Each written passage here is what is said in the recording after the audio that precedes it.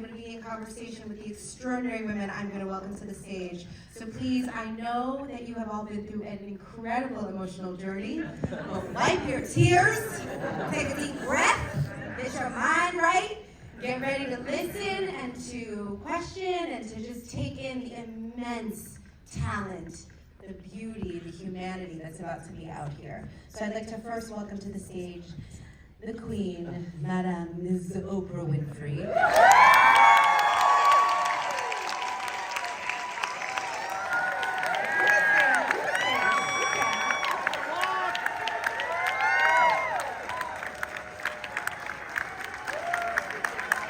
And now, Taraji P Henson.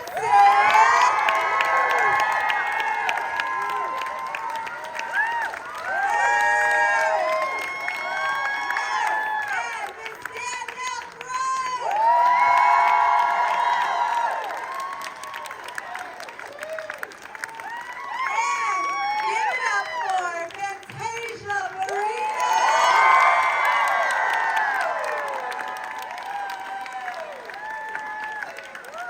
Yes! Okay. I love when you said get your mind right. Mind right in here. I felt like I had to announce you like you would announce you. Oprah Winfrey! So, ladies, it's so special to be able to be in conversation with you. This work is extraordinary. Thank you. Extraordinary. So I want to start with a question for all of you. Sisterhood is such an important theme in this film. It's evident, that these women, these characters, all three of them, they really needed each other for survival. Can you talk about that? Can you talk about what these women mean to each other and why they matter to each other so much? I'm just gonna say, for me and my life, sisterhood means everything. When I came to this project, I was completely nervous because I had to sing. And I don't really, thank you. Thank you. And I studied musical theater in college. I became a mother really young. Ain't you? You know. And so when it came time to figure out what I was gonna do with my career, I left music alone because it just seemed dark and daunting to a single mother. So I headed out west to pursue my dreams of acting, and I kind of turned my back on music. So when I booked this film, I was nervous because I have this beautiful voice, Miss Mahalia Jackson. And then we all know American Idol here in powerhouse voice, and then we had her and Tamala Mann, and I was just overwhelmed and very nervous and insecure. But the beautiful thing about this sister circle is that we held each other's hand. They encouraged me when I felt like, shy. Fantasia was like, "Girl, you can do it." So if I didn't have, and we had Oprah there with us on our important big moments, like push the button. I mean, she was just, and when you have this kind of encouragement behind you, like, you can do no wrong. I mean, you just really want to give it your all. And that's how we all showed up. We just wanted to service these characters in the best way we could. And I think we did that. By holding each other up and supporting each other. Okay, hey y'all. How's everyone doing? When you talk about sisterhood, I think about something I call Valley Companions. And if you don't know what a Valley Companion is, it's when you're in the trenches. I'm talking about Glendale, y'all. I'm talking about North Hollywood. You gotta listen. When you're in the trenches, when you're in the fire, when you need someone to hold your hand and pick you up and encourage you, those are Valley Companions. Because everybody shows up when you're winning. But there's not that many people that'll be there when you're not. And I believe, and I know in my heart that's what these women have done for me. The same within our story. We watch Sophia be that for Celie. We watch Celie be that for Sophia. And so I love that narrative because that's what we need in this business, in this world, is knowing that we can lean on each other and do this together. So, And there's room for all of us. So we should support each other. Well, There is no competition. That's one of the things that's so beautiful in the film is, you don't even have a moment to think that there's a monolithic identity for Black women, because each of your characters is so profoundly different and so rich and three-dimensional and human, and so you realize we are so many things. And even, what each of you were talking a little bit backstage, each of you in your journey goes to such emotional depths, the valleys, but you also have these jubilant, joyous moments as well. So you really show the full spectrum, not only of who we can be, but also who we are, right? It's really, really extraordinary. What was it like for you to find these women? you didn't hear from her? Oh yeah, thank you. Somebody interviews people. Somebody knows how to do it. She's like, go ahead, Teddy, you said a little son. Yeah. I think, I'm sorry, I told my mother, I was speaking with my mother today. She's my best friend. And I'm breaking generational curses. So when my mother's speaking, my mother said, I noticed you always start everything Fantasia off with, I think. And she said, right. She said, but you ended up with, you ain't thinking, you actually know the answer. So I know that the valleys that we go through are our necessaries. As sisters, as humans, what we go through is a necessary. We're supposed to go through these things. They don't feel good at the time. But faith, how do you get faith? No, I'm asking a question. Anybody can answer. Come on, sweetheart. What do you say?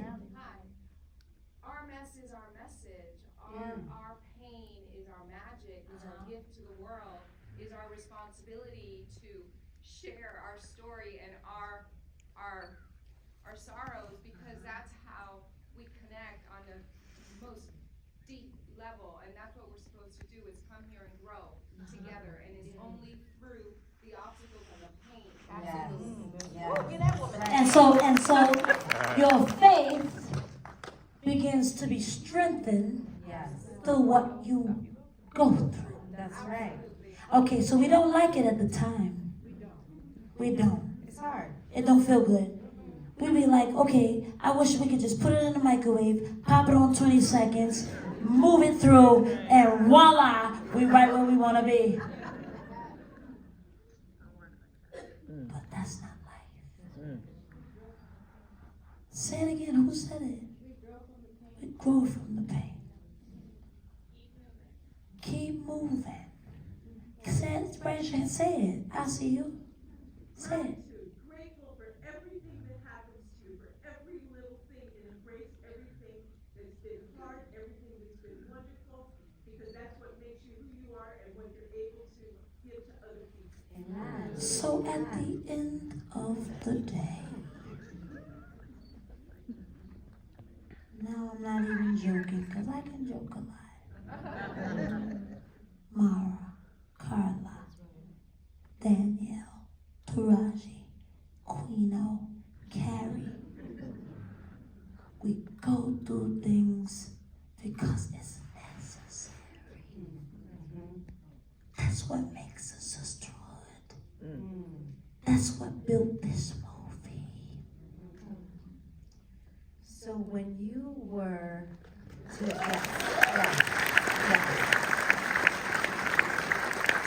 we don't get to have this often. We don't get to be in situations of genuine sisterhood, and in particular, to be Black women supporting each other, working together. What was that like, how did you especially lean into and get support from your producer? Well, the woman knows how to produce. Let me just say that. Yeah. And not only that, the pride that she has in this project that she brought to the set, that she poured into us. I mean, she called and was like, if there's anything I can help you with, let me know. And I said, well, since you asked, and we told her, but this is the job of the producer. Right. Some producers don't even come to set, y'all. On her level, this is a blessing that she came. Y'all saw the video. She was out there doing the electric slide in the dirt with us. First day of work. Yeah, but my point is that that's the job of the producer. They come in. A good producer, exactly. And when I told her, she said, say less. The next day, everything was fixed. And then she was on set for all the important and heavy lifts. She was there holding our hands through the whole thing, loving on us, and I can't believe I have a friend in Oprah now. That's what it is. But thank you so much. Thank you for pouring so much into us and believing in us and supporting us because you did this before. This has been my great joy. Y'all, I wanted to be in The Color Purple more than anything I ever wanted in my life. I know. Story. So to see these sister women in their full power and glory is, I rejoice in it. And when Scott Sanders first presented the idea of taking the Broadway musical and turning it into a reimagined film, and we got Marcus Gardley to create that amazing script that began with the words that allowed Celia's imagination to be exposed to the world. We felt that we had something special. And to see your reaction, to see you all feel it the way it was offered is one of the great gifts of, I think, our lives, to see it. From the very beginning, when we first started talking about this, back in February, April, Fantasia said, people will come and they will experience a healing. You will be healed. Did you all feel that? Yes, I think it's because that truth, what you shared, Fantasia, this truth of what it means to be in the valley, what it means to have to go through something.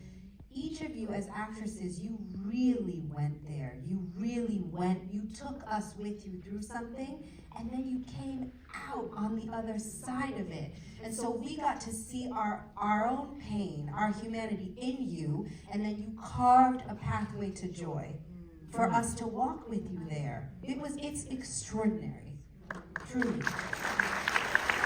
I just want to give a shout out to our incredible director, Blitz. Because this is radical reimagining of this. And, I just remember talking to him. First of all, I was excited that a black man was going to tell the story. Because, oftentimes in Hollywood, we do get these scripts with these incredible, African-American stories, but it's not told by us. So when I was very excited to know that a black director was chosen for this, because I knew that the story would look like us. Like, we don't wallow in our muck. We do fight for joy. We go to church. We pray. We dance. We sing. It's interesting, black people, we can turn our trauma into pain. Hush puppies was used by the runaway slaves to keep the dogs off of them. My little cousin just told me the other day, she was like, you know why black people run away when you laugh? And I was like, I never thought about it. She said, because when we were slaves, you couldn't have joy. You had to run and laugh. And so these things are genetically in us. It's been passed down in our DNA. Like, we haven't healed, you guys. We have been functioning dysfunctionally since slavery, since we've been brought here. And yes, we've turned our trauma and we know how to cope, but it's dysfunction. And we need to learn how to heal. And that's what this movie represents, our healing, because there is room for you to heal. And it's okay. It's okay to not be okay, but you have to recognize it first. You have to. I want to add something to what my walking Oscar, because what I told you when I first met you. What you say? What did I say when I first met you? Oh, she said, it don't matter about no awards. You did it. You are our walking, living, live Oscar. Do I really sound like that? You I mean, there's a reason she's the walking Oscar, because she could do you, she could do anybody. You got me down pat. Yes. But I wanted to say, and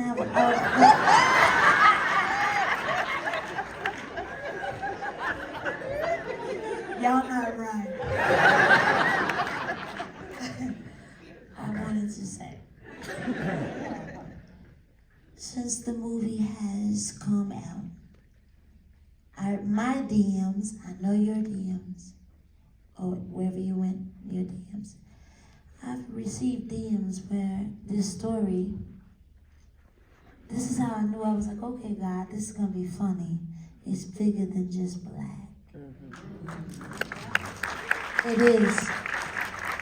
I had a premiere and I invited all my neighbors. And you can go on my IG and see they was all at the after party. But I had people coming to me saying, this is not just a black, white, Latina. It's an American thing of nationality. Where you have a Celie, a Sophia, a Shook Avery, a Mr. My father was at the premiere. I haven't spoken to my father in years. It's another story. But he was there. And I received a message that I don't have to share with y'all. But it hit home. So I just want to say, yeah, it's all black greatness in this movie. But it ain't just a black thing. And Taraji, don't try to do my voice tomorrow.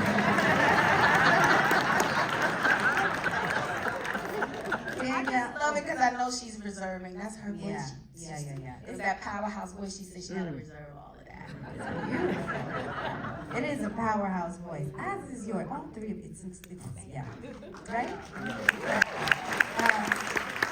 Danielle, so you're stepping into this again, right? After being nominated for a Tony for this. What was new for you this time around? What did you discover stepping into her at this moment? Thank you, Kerry. Sophia has been such a great gift for me in my career. I got the opportunity to play Sophia for a year of my life on Broadway, like you mentioned. And it was my first Broadway show. But if you don't know this, it was the first Broadway show that I ever saw at 15. And so watching that show, it opened the door for possibility. Angela Bassett talked about yesterday in her Academy speech, she said, beacons of possibility. And that's what those actors were for me, 15, watching them. Like, oh my God, that could be me. I'm from South Carolina, a small town. That could be me. And 10 years later, after so many no's, after auditioning for Broadway and off-Broadway and not understanding why, I finally understood that we have plans, but God has a strategy for us. And He was orchestrating this whole thing for me. So to spend so much time with her, learning her, how she walks with her fists, how she speaks, she's like a horn, you hear her coming. All my life. But when I tell you, I didn't have that. I felt like Celia a lot of the times. And she taught me how to own my power. So it's been so much fun living in her, because my biggest prayer this whole time is, Lord, prepare me for these moments. But I didn't know he was going to use the character to prepare me for these moments. So this has been incredible, and I just want to go back to the joy, because this truly has been the most joyous moment of my career. Denzel Washington says, you'll never see a U-Haul behind a hearse. Oh, yes. You will never see a U-Haul behind a hearse. And I say that because we're lucky and blessed as actors. We make great money. We get to ride private jets. We get nice cars, all of the things, but that don't mean nothing. I'm telling you, it don't mean nothing for me. What means something to me is the artistic fulfillment. To be able to be that example, that beacon of possibility for somebody else, that Miss O was for me. And the greatest gift that I have been given is the fact that I have a legacy. My daughter can watch me and feel proud. My family, my community that helped me to get to Juilliard. We didn't have no money. Legacy, I thank you, Miss O, for passing the baton to me, for letting me share all of what I have inside of me. This character is so big, and I get to show the quiet moments and the big moments and the laughter and the joy and the depths of who we are, you know, all the pain that we have gone through. I get to show all of that, and that is so rare. We all know how rare that is, even in music. And all of it, we know how rare that is as Black women. So I am so grateful to you for this opportunity, for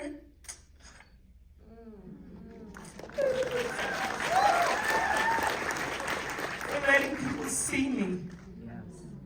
For letting people see me. Thank you.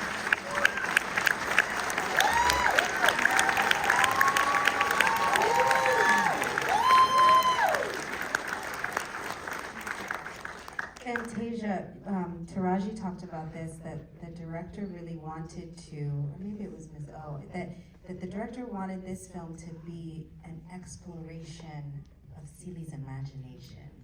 What does that mean to you, to give the character that much vision? You know, we talked a lot about each of you women finding your voice, both as craftspeople in your craft, but also as characters, finding your voice. What does it also mean to find your vision, to go deeper into her vision? I love the way you put that. I think all of us in this room imagine ourselves in different places when we're in lower places, or what we say bad places. I was talking to my mother this morning. I'm gonna bring up my mother again. She's my best friend. That's my best friend. Aww. Thank you, Santi. See, we a family. We take care of each other. We may fight, but you can't fight with her, you can't fight with her, you can't fight with her. We fight, you can't fight. I was talking to my mother this morning, Kerry, and she was saying a lot of things to me that brought me to the little girl Fantasia. I got this song in my iTunes that says, I'm learning how to dance in the rain. When we were kids and it would rain, what was the first thing you wanted to do as a kid? Dance in the rain. Play in it. You wanted to play in the puddle, get your shoes wet, your outfit wet. Your mama kept saying, don't you better not. But it was something about the puddle that made you want it to what? Real talk.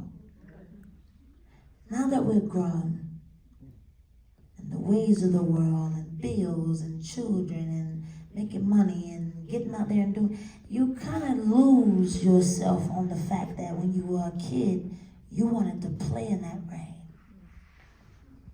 You get older and you're like, do Do you have an umbrella? There's something about the rain that makes you feel good as a kid. So when Blitz said, I'm going to give Celie an imagination, I said, I'm in. At first, I'm going to be honest with you. I said, I don't know if I can do it. It wasn't about money. It wasn't about anything other than the fact that, can I step back into this role and surrender myself and dig up some things that I have buried? My life is a lot like Celie's.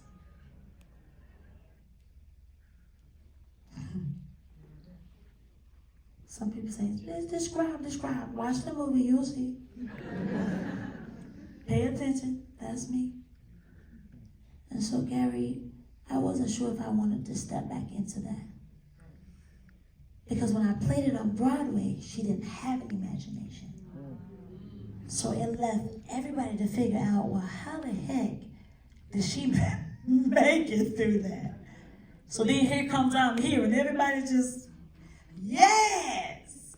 Because you were ready to see her win, but you did not get to see how she did it.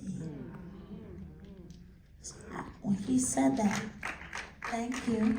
1, 2, 3, 4, 5 claps. Amen. Thank you.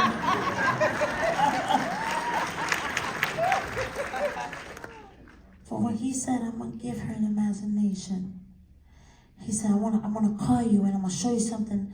We're gonna do it on Zoom. I said, okay. He showed me some things. I said, you know what? I'm in.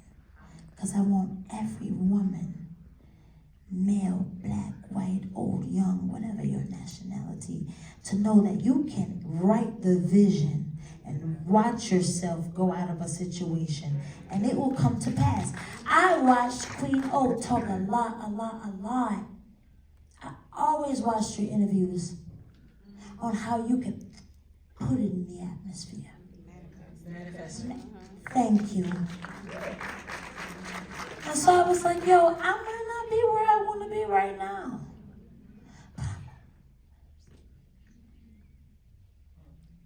But I'm gonna see myself there. Right, Carla? Right, Mara? I see myself there. So I was like, if Celie can do it, and this movie is gonna go worldwide, watch all the people who do it the same. So that's why I joined. Sorry. So powerful. So powerful. Taraji,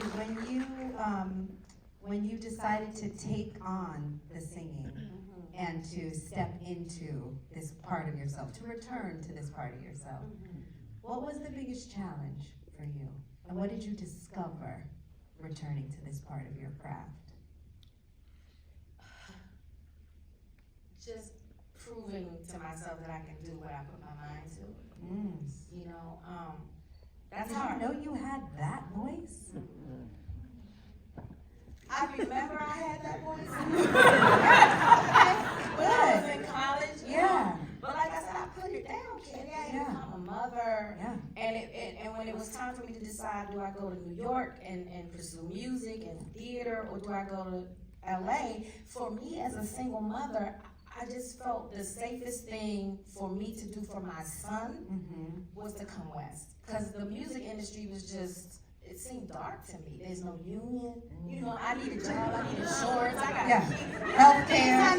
Yeah. And so I just couldn't just That's real. That's throw real talk. caution to the wind and follow my dreams that way. Because I couldn't be a mother on the road touring. I just didn't. I wanted to be at the PTA meetings. I wanted to be as much as there for my kid as I could. And I think you could do both. Yeah. You know, but I had to find the best way to do it. So I came west, and I just never thought about singing again. And I got tapped from Suge on Broadway, but I ran. I was like, no.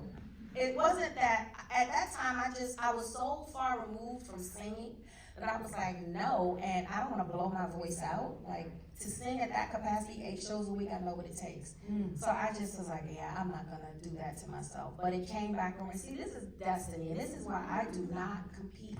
I compete. The competition is with myself, and I'm certainly not gonna compete with other Black women. We go through too much, right? So I don't compete, right? So I just You just show up for what's yours. that's it. Because let me tell you, what's yours is yours. That's right. Ain't no man take you can run from it. It's gonna come in. I tried to run from Suge, and she came back.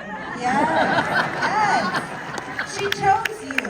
And when Blitz called, I tried to run again. And he was like, I said, but how do you even know I can sing like this? He said, I just know, Taraji. So when people have that kind of faith in you, you want to show up, you know? And so for me, I had to gain my confidence again. Yeah. And I just had to go back to my college days, and I mean, I remember showing up to this. It was so much fun to me. I had my little backpack and my little bag of snacks. I just felt like I was in school again because, you know, when someone was in wardrobe, someone, you know, Fantasia would be going to voice rehearsal, singing her, you know, working on her song, and then others of us would be in working on the choreography. So I literally felt like I was back in school again. But for me, before I even got to LA, I was like, you got to get over your fears. You have to overcome your fear with the singing. So I started training like months before I even got down to Atlanta for principal photography with Steve Mackey. Anyone know Yes, the great Steve Mackey. Yeah, so I started working with him, and he worked. I mean, we worked hard. I shared a video of me rehearsing, and Wale called. He texted me, and he was like, "That is the most vulnerable thing an artist can do. Show them working on their music." And I was like, I wanted to show people that that was really me singing. Like, I worked my butt off. It didn't come easy for me because I had turned my back on it for so long. But once I got back into the groove of things, Yes. I was like, there she is. Yes. And the dancing, can we talk about the choreography? Because Fatima Robinson, the great Fatima, who I worked with on Save the Last Dance. I'm so proud of Fatima. I love her so much. The dancing is extraordinary. Were you tap dancing? Yes, thank the Lord, praying for my knees and my ankles and my feet. Everybody was so good with their Kerry, when they came to me and said, you are going to tap dance, I looked at them and said, you are a liar. There's no truth in you. That was hard. I said, when I looked at it, I said, there's no cuts. It was not like her face, her feet. It was you. There was no cut. I said, that's really her up there tapping those feet. It was scary. And I thought, I was like, the God is real.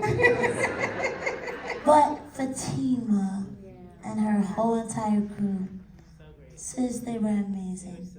They were so loving, so kind, patient.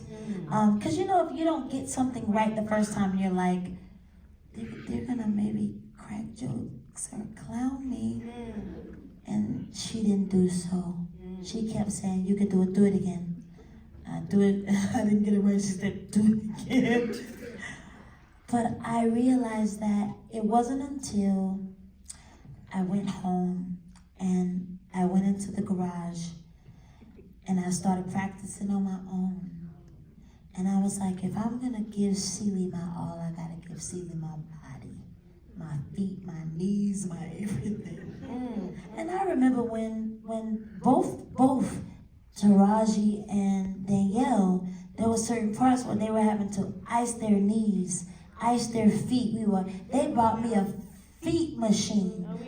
I still got it in the house. And my 2-year-old tries to get into it, but you stick your feet in, you mash the button, and it just gives you everything you need. But I wasn't used to somebody supporting me in that way and saying, I see you giving your all. So Danielle and Corey bought me a machine I could put my feet in. I would watch both of them because I spent time with them on set.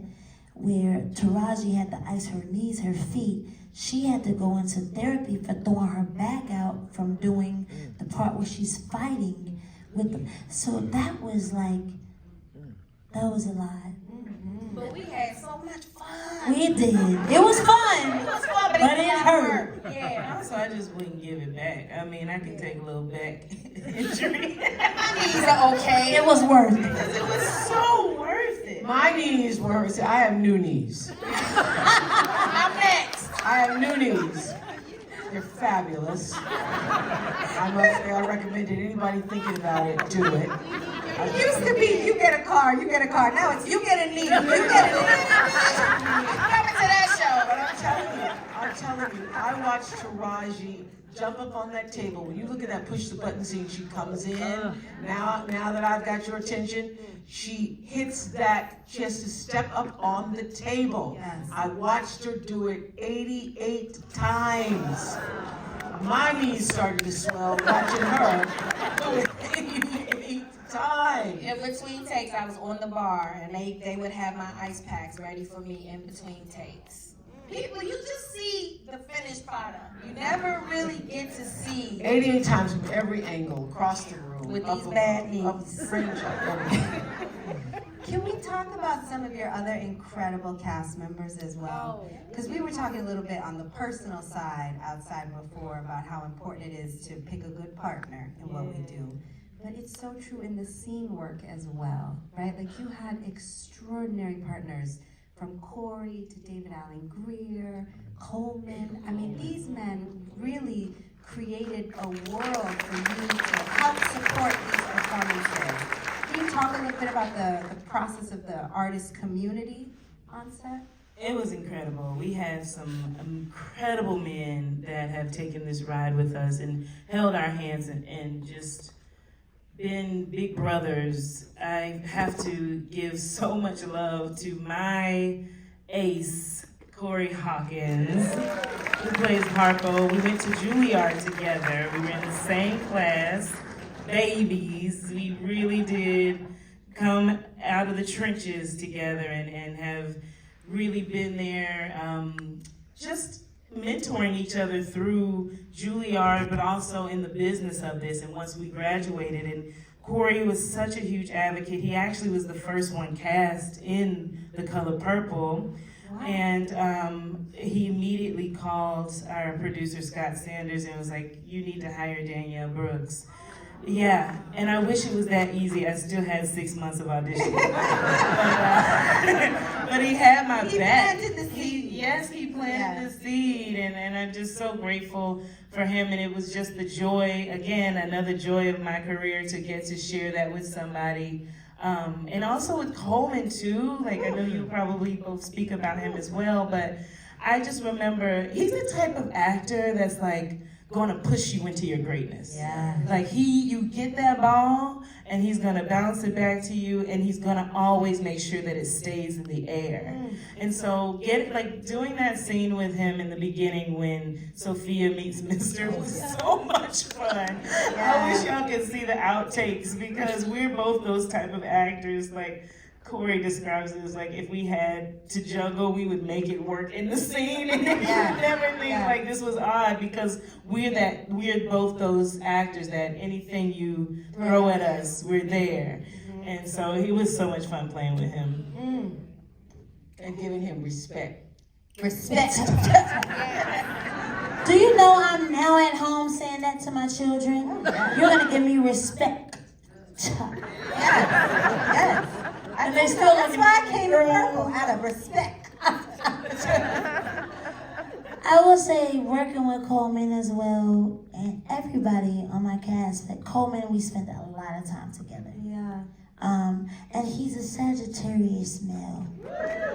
Okay, some Sagittarius in the house. But he's very soft and kind and loving. And so I will never forget, I needed to play my own stunts. So I had just started traumatic therapy. And I stopped and I allowed Celie to be my therapist. And so I was like, I gotta do my stunts. And Coleman was not having it.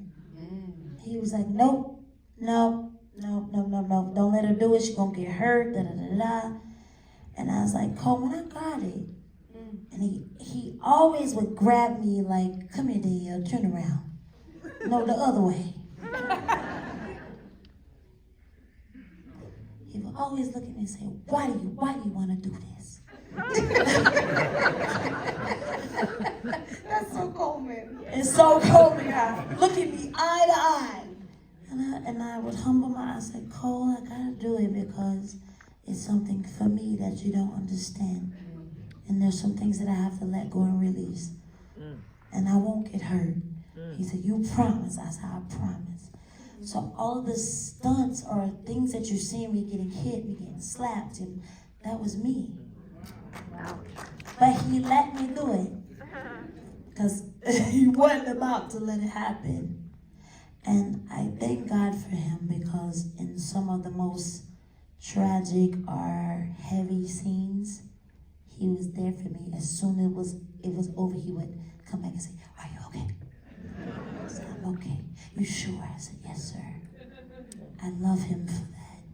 Because of Coleman, I was also able to tap into, this was my first big movie.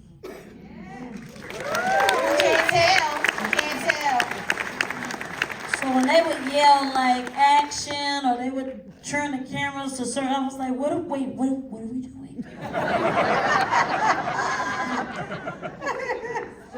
But Coleman Domingo, he's a real one. Yeah. Thank you. Yeah, that's all I'm gonna say is he says after everything in this one too. After heavy scenes, after my tap scene, I posted it. My feet and knees were hurting, and I was scared. I had to stand up on a big dresser. All of my castmates, everybody would walk up to me because they knew this was the first thing for me.